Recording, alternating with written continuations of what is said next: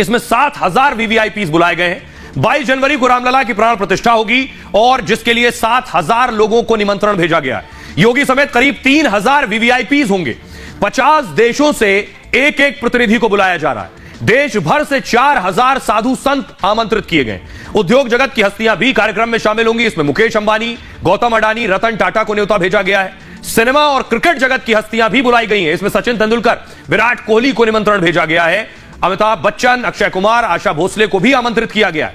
50 car सेवक, उनके परिवार के लोगों को भी बुलावा भेजा गया है जिन्होंने मंदिर आंदोलन के दौरान अपनी जान गंवाई थी। प्राण प्रतिष्ठा में करीब 2 लाख से ज्यादा भक्त पहुंचेंगे। 4 लाख गांव के मंदिर में समारोह मनाया जाएगा और इन मंदिरों में राम नाम संकीर्तन किया जाएगा। अयोध्या में प्राण प्रतिष्ठा के बाद प्रसाद वितरण होगा। सुनिए जरा क्या कुछ कह रहे हैं महासचिव हैं श्री राम जन्मभूमि ट्रस्ट के श्री चंपत राय जी।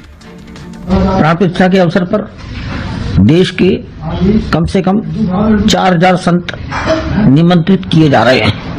सूचियां बन चुकी हैं। अनेकों को व्हाट्सएप पर, जो ईमेल देखते हैं उनको ईमेल पर, काफी बड़ी संख्या में बाई हैंड और अभी तक लगभग 3200 संतों को बाई पोस्ट सूचनाएं प्रेषित कर दी गई हैं।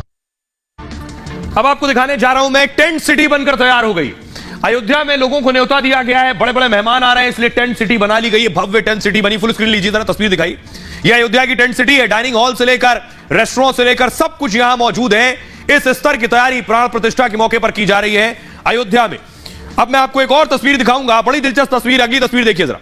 ये जो आप देख रहे हैं अयोध्या की पावन रज, ये थाईलैंड से मिट्टी आई है।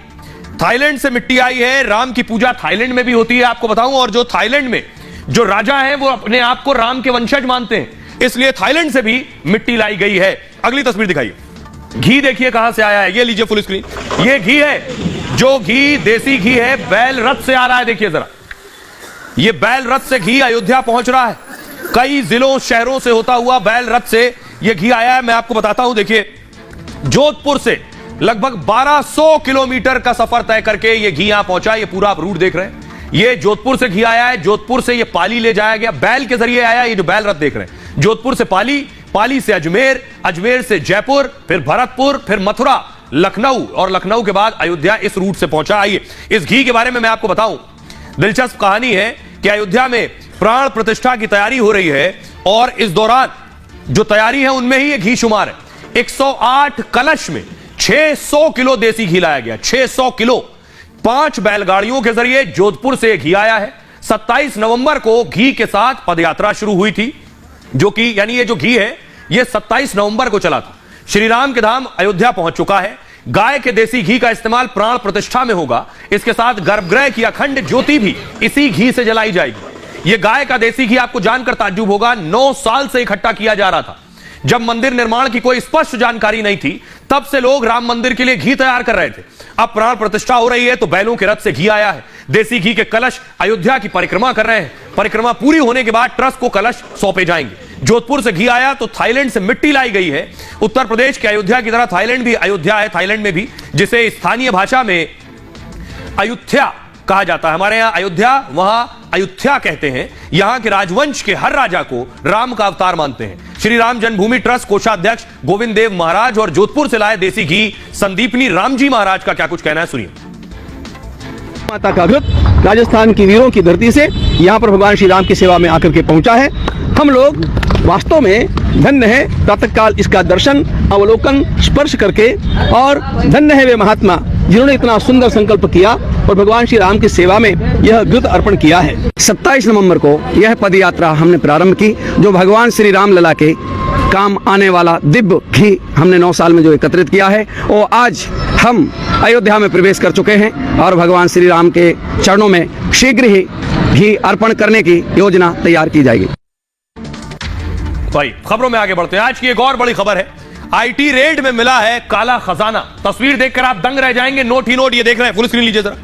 नोटों की बारिश हो गई। देखिए अलमारी में नोट ही नोट भरे हैं। 500 रुपए की हरी गड्डियां, 500, 200 के नोटों की गड्डियां अलमारी में भरी है। ये रेड पड़ी है। आइए अगली तस्वीर में आपको दिखाऊं। रेड कई ठिकानों पर हुई है। यह है राज्यसभा सांसद, कांग्रेस के राज्यसभा सांसद है धीरज साहू, राहुल गांधी के करीबी। इनके भी ठिकानों पर रेड हुई है। आइए आपको बताऊं रेड में क्या कुछ मिला है और कितना बड़ा खजाना मिला। ये तस्वीरें मैं आपको दिखा रहा हूं, ये सब अलमारी में रेड हुई है तब ये पैसा मिला। बुधवार यानी कल छापेमारी शुरू हुई और इस छापेमारी में धीरज साहू से जुड़े ठिकानों पर भी रेड डाली गई। धीरज साहू झारखंड से कांग्रेस के राज्यसभा सांसद हैं, तीसरी बार सांसद बने धीरज साहू। सूत्र बता रहे हैं कि छापेमारी में 150 करोड़ से ज्यादा का कैश है, 150 करोड़। अलमारी में नोटों की गड्डियां भरी मिली है, कैश को गिनने के लिए मशीनें मंगानी पड़ी। नोट इतना ज्यादा है कि मशीनें बंद हो गई, गर्म हो गई। अब तक सिर्फ 50 करोड़ की गिनाई हो पाई है। कुछ बैंक अकाउंट भी आईटी टीम ने सीज किए हैं। 3 राज्यों में आयकर विभाग ने छापेमारी की। बुधवार को पश्चिम बंगाल, उड़ीसा, झारखंड में रेड हुई। झारखंड में धीरज साहू के आवास पर भी आईटी टीम पहुंची। हालांकि रांची और लोहरदगा के घर में कोई नहीं मिला है। यह छापेमारी शराब कारोबार में टैक्स चोरी को लेकर की गई है। धीरज के रिश्तेदार का उड़ीसा में बड़ा कारोबार है।